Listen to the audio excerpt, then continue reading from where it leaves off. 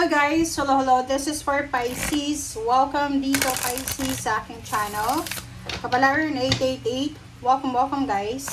Alamin natin ngayon Pisces kung anong messages, energy gabay para sa inyong lahat. So this is for the second half ng May 2026 guys. So this is from May 16 hanggang 31 of 2026. So tingnan natin.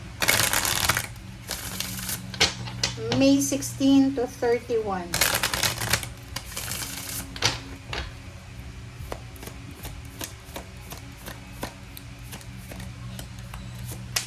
Okay. First card natin is Volcano. Volcano. So makikita mo dito there's an eruption. Okay, so Pisces, possible, saan ka ba nakatira? This one is talagang visible siya. Visible na message para sa'yo. Kung nasaan ka man na lugar na posibleng nakatira ka, or maybe this is your province, possible na merong balita ng eruption ng volcano. This is parang talagang literal message para sa'yo. So, in terms of your physical, mental, physical, financial, mag-iingat tayo Pisces sa second half na to kasi mainit to diba? Mainit siya, medyo yung emotion mo, especially emotion, mag-iingat ka kasi masyado kang mabilis, pwedeng madali kang magalit, mainis, parang ganon. So you need to be careful sa iyong emotion. Sa pera ganon din ha, huwag magpadalos-dalos. Huwag magpadalos-dalos, Pisces, sa paggagastos, sa paglabas, sa mga favor na hinihingi sa'yo.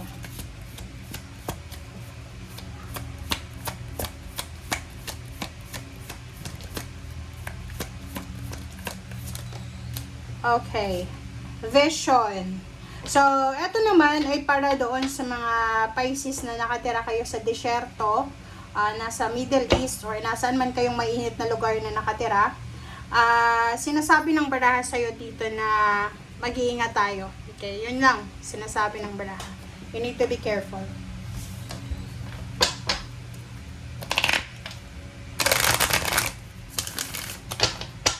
Tingnan natin ang message sa'yo, Pisces, ng iyong spiritual helpers and guides.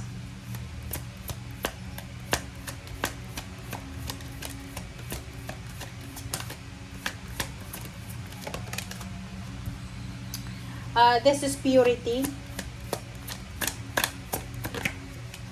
And this is wish wisely. Okay, so yung first card mo dito, Pisces, sinasabi ng barahan na ugaliin mong magtiwala sa kung ano yung sinasabi ng iyong puso. Okay? Kung may mga decision making ka sa 2 linggong ito, make sure na pakinggan mo yung puso mo, huwag yung utak mo. Okay?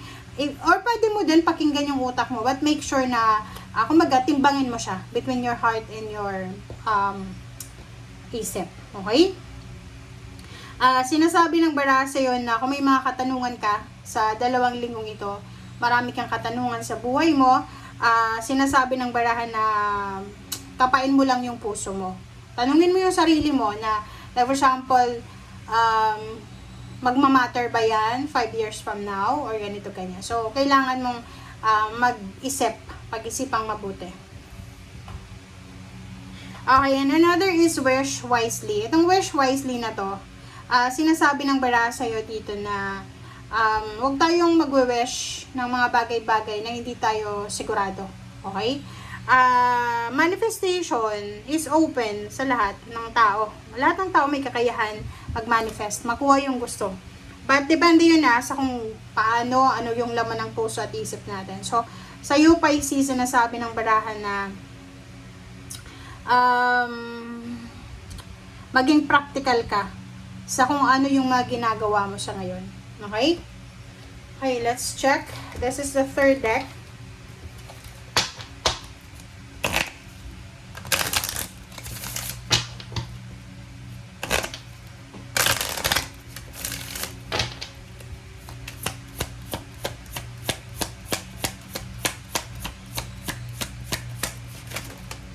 Alright, 13, 4, and Pisces, nakikita ko sa'yo dito. Possible na you're waiting for travel. There's some important travel na kailangan mong gawin. Nakikita ko rin sa'yo dito na yun, this one is travel.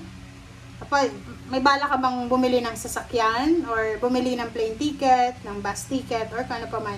So, nakikita ko sure dito na smooth yung kung ano man na plano mo sa ngayon. And kung matagal mo na itong hinihintay, sinasabi ng baraha sa'yo na eto na, this is the perfect timing, perfect moment para sa'yo. Okay. And last is number 30, number 4. Kung anak ka, okay, anak, mga anak na Pisces dito, this last 2 weeks of May, make sure na meron kayong update sa mga parents nyo. Especially sa mother, okay? The last 2 weeks of May, importante yon sa mga anak. Kung ikaw ay anak, you need to check every day your parents.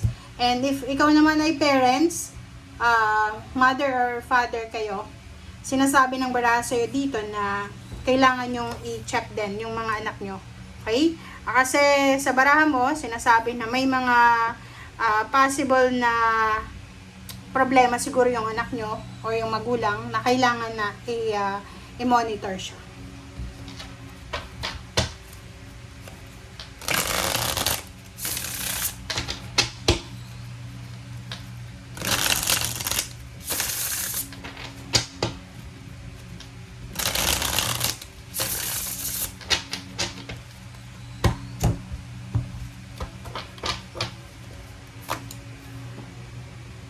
Alright, so 8 of Wands, 3 of Pentacles, wow.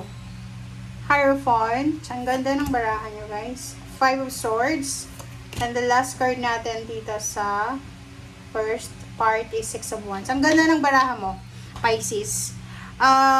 Kung makikita mo dito sa first 5 cards, sinasabi ng baraha sa 8 of Wands na to na there's a sudden, immediate good news coming sa'yo sa last 2 weeks of May.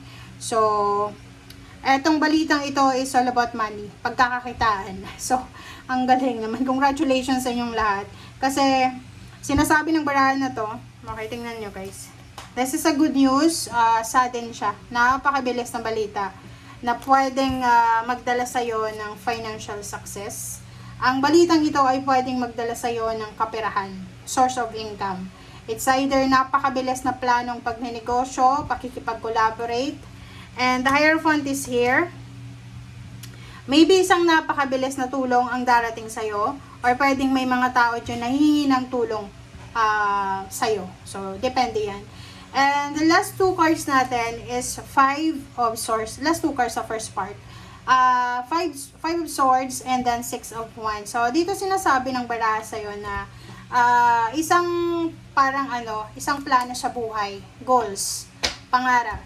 Ang posibleng muntik mo nang i-give up, ang possible na magdadala sa'yo ng sobra-sobrang tagumpay. So, kung ano man na ginagawa mo siya ngayon, kung ano man na blessings, victory, success, kasi victory, success to eh. This one is, ang message na guys is ganito. Ito yung muntik mo nang i-give up eh. Muntik mo nang i-give up na trabaho, na negosyo, na source of income, na siya pala yung magdadala sa'yo ng tagumpay.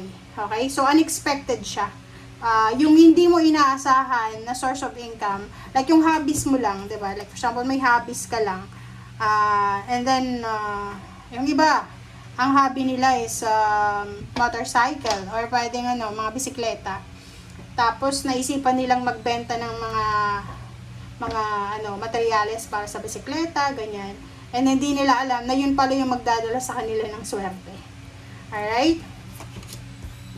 Okay, next is 7 of Wands, 10 of Cups, Ace of Swords, 3 of Cups, and then 2 of Pentacles.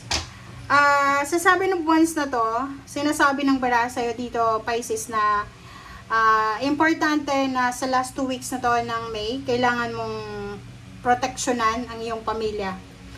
Protect your family. Family's welfare, happiness, well-being, parang ganun. So, kailangan mong proteksyonan ang kaligayahan mo, ang source of, yung foundation mo. So, kung saan ka masaya, kailangan mo ng protection. Proteksyonan mo yung magulang mo, yung anak mo, kung ikaw yung magulang, yung anak.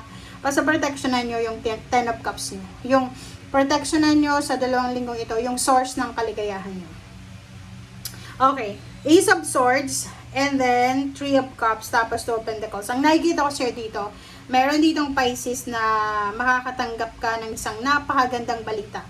Napakagandang balita na pwedeng magdala sa'yo ng sobrang kaligayahan. Yung parang may iiyak ka sa sobrang kaligayahan. So, akala mo hindi na to mangyayari and biglang nangyari, parang ganun. So, this is full of happiness and satisfaction siya. Financially, nakikita ko, related to sa pera, guys. So, yung rason kung bakit kayo magiging masaya, it's because of, masaya ka because walang masyadong problema sa pamilya. Pangalawa is yung pera. There's a balance, there's a financial balance na mangyayari sa buhay mo. Okay?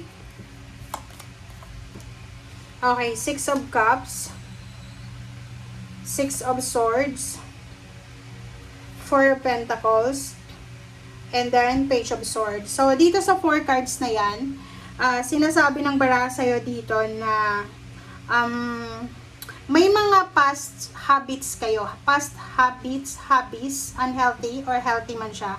Yung mga ginagawa nyo dati na kinalimutan nyo na. So, like for example, dati may bisyo ka, or dati medyo negative ka, or dati na-stress ka, may anxiety ka, may depression ka. Sinasabi ng bara sa'yo dito na wag mo nang balikan yon. Okay? So, if ever lang, sa 2 linggong ito na medyo parang pakiramdam mo na bumabalik yung anxiety mo, or yung depression mo, or bumabalik yung mga tao na nagbibigay sa'yo ng problema, sinasabi ng barahan na kailangan mong kumilos, kailangan mong maglagay ng boundary dyan, kailangan na umiwas ka. Page of Swords and 4 of Pentacles. So, nakikita ko sa'yo dito na etong balita tungkol sa pera, kasi kaperahan to eh. So, maybe there's a lump sum of money na paparating sa'yo. There's a payments, payouts, inheritance. Sinasabi ng bara sa'yo na eto yung magdadala sa'yo ng pagkakataon. Eto yung magbibigay sa'yo ng pagkakataon para makaipon ka ng pera. Okay? Thank you guys for watching and see you again. Bye!